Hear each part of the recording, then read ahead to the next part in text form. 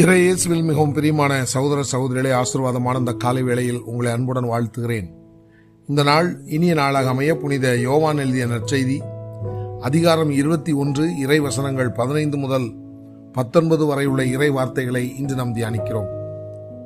உயிர்த்த கிறிஸ்து விண்ணேற்றம் அடைவதற்கு முன்பு பேதுருவை அழைத்து,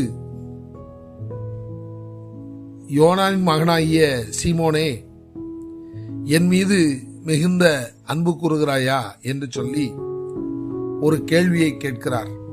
அந்த கேள்வியை அவர் ஒரு முறை அல்ல, மாறாக 3 முறை பேதுருவிடத்தில் அவர் கேட்கிறார். இவ்வாறு பேதுருவிடத்தில் ஆண்டவர் 3 முறை ஒரே கேள்வியை கேட்டதினால் கலக்கமடைந்த பேதுரு ஆண்டவருடைய பாதத்தில் விழுந்து தன்னுடைய அறிக்கையை வெளிப்படுத்துவதை நாம் பார்க்கிறோம். ஏன் ஆண்டவராகிய இயேசு கிறிஸ்து இந்த கேள்வியை 3 முறை பேதுருவிடத்தில் கேட்டார் என்பது நமக்கெல்லாம் நிச்சயமாக வியப்பான ஒரு காரியம்தான்.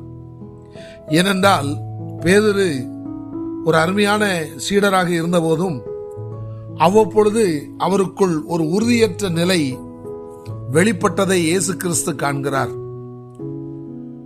அவருடைய ஊழிய வாழ்வின் போதும் சரி, அவர் காட்டிக் கொடுக்கப்பட்ட வேளையிலும் சரி, அவர் சிலுவையில் அறையப்பட்ட பிறகும் சரி, பேதுரு அவ்வப்பொழுது பின்மாற்றம் அடைந்ததை நற்செய்தி பகுதியிலே நாம் பார்க்கிறோம்.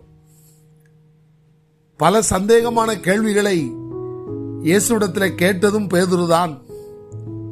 இயேசு கிறிஸ்து கைது செய்யப்பட்ட பிறகு அவரை எனக்கு தெரியவே தெரியாது என்று மறுதலித்ததும் பேதுருதான்.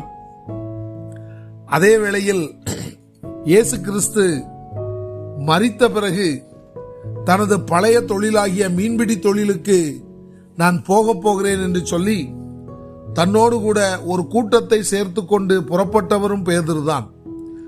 ஆகவே இப்படிப்பட்ட ஒரு உறுதியற்ற மனநிலை பேதுருவிடத்தில் காணப்பட்டபடினால் ஆண்டவராகிய இயேசு கிறிஸ்து பேதுருவை பரிசோதிக்கும் வண்ணமாக 3 முறை இந்த கேள்விகளை எழுப்புகிறார்.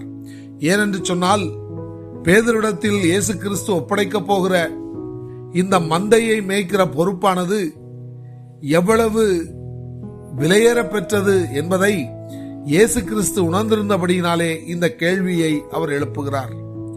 ஆம், எனக்கு அருமையானவர்களே, இன்றைக்கு நம் ஆண்டவராகிய இயேசு கிறிஸ்து யாரிடத்தில் பொறுப்பை ஒப்படைக்கிறார் என்று சொன்னால், யார் உறுதியான மனநிலையோடு இயேசுவுக்காக கலப்பையில் கை வைத்தவர்கள் பின்னிட்டு பாராமல் யார் யாரெல்லாம் உழைக்கிறார்களோ அவர்களிடத்திலே அதிகமான பொறுப்புகளை அவர் ஒப்படைப்பார் என்பது தெள்ளத் தெளிவாக நமக்கு விளங்குகிறது. தாலந்து ஓமையிலும் கூட யார் அதிகமாக அந்த தாலந்தை பயன்படுத்தினார்களோ அவர்களுக்கு இன்னும் கூடுதல் தாலந்துகள் ஒப்படைக்கப்பட்டதை நாம் பார்க்கிறோம். இதை நன்கு மனதில் வைத்துக்கொண்டு நாமும் ஒரு உறுதியான மனநிலையோடு ஆண்டவருக்கான பணி வாழ்வை தொடருவோம்.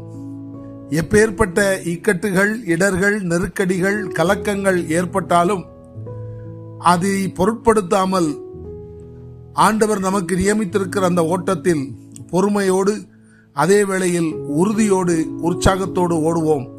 பரிசுத்த ஆவியானவரின் துணை இருப்பு நிச்சயம் நம்மோடு உண்டு. இந்த இனிய சிந்தனையுடன் இந்த நாள் இனிய நாளாக அமைய உங்களை அன்புடன் வாழ்த்துகிறேன்.